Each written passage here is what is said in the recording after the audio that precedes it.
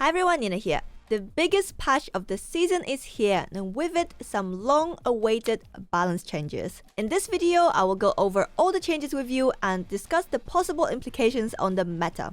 First of all, and this is not surprising at all, high evolutionary decks have been hit with 2 nerfs. I've been waiting for high evo nerfs for what feels like forever. High evolutionary decks have been dominating the conquest mode, with bounce being the only deck that can consistently match its power. I often felt like if I wanted to win gold or infinite conquest, I had to either play high evolutionary or bounce, or get extremely lucky not to face any high evolutionary players. And honestly, I can't blame people for playing high evolutionary decks because they're just that strong, especially the lockdown versions. The first card to get nerfed is Wasp. She's still a 0-1, but her ability now reads, on reveal, afflict a random enemy card here with 1 power. So instead of 2 enemies, she only targets 1 enemy, making her a 0-2 instead of a 0-3.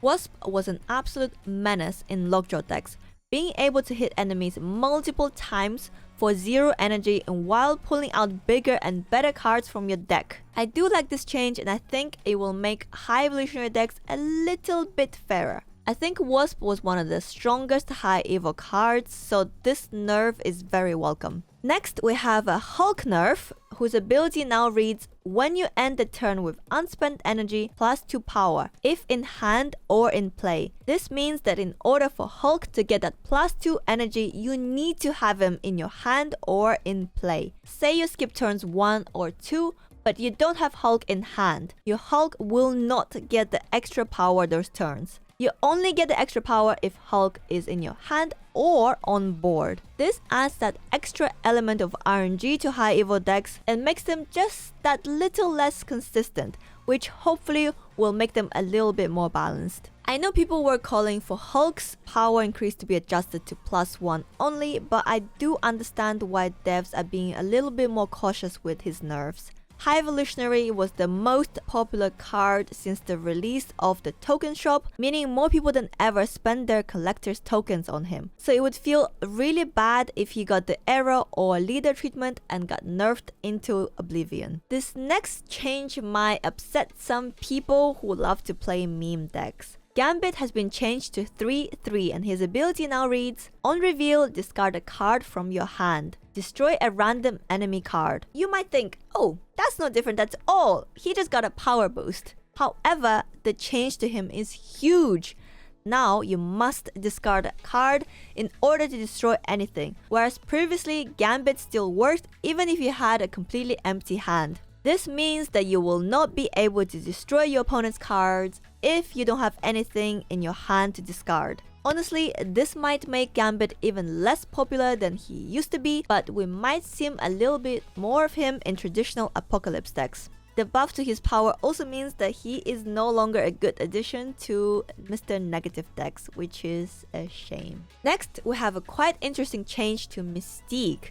Her energy, power, or ability text did not change, but now, when she copies a card with ongoing ability, she will also copy their on reveal ability. This is quite an obscure change that not a lot of people will notice because there are only 2 ongoing cards with on reveal abilities, Soulstone and Electro. But this does mean that if Mystique copies Soulstone's ongoing ability, she will also draw a card at the same time. And same with Electro. She will copy his ongoing ability, but she will also give you an extra energy per turn. I don't really know why you would want to copy Electro's ability with Mystique, but it's good to know that you can. Finally, we have a buff to the bots. to Nakia. She is now a 3-3 with an on reveal that gives all cards in your hand +1 power. I like this change a lot, and I hope it will make Nakia a little bit more prevalent. Maybe she can find home in Silver Surfer decks for those times when you don't draw Storm on turn 3. There's not really much to talk about this change. It's subtle and reasonable. Hopefully it will make Nakia just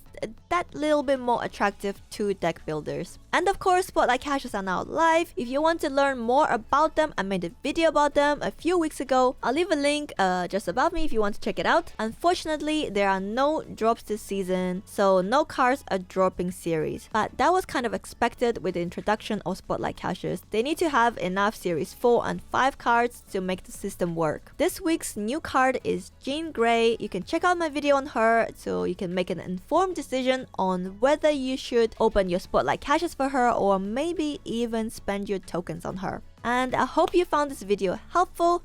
I'd love to hear your thoughts on the changes in the comments below. And as always, I would really appreciate it if you interacted with the video in any way and subscribe to my channel. And I'll see you next time. Bye!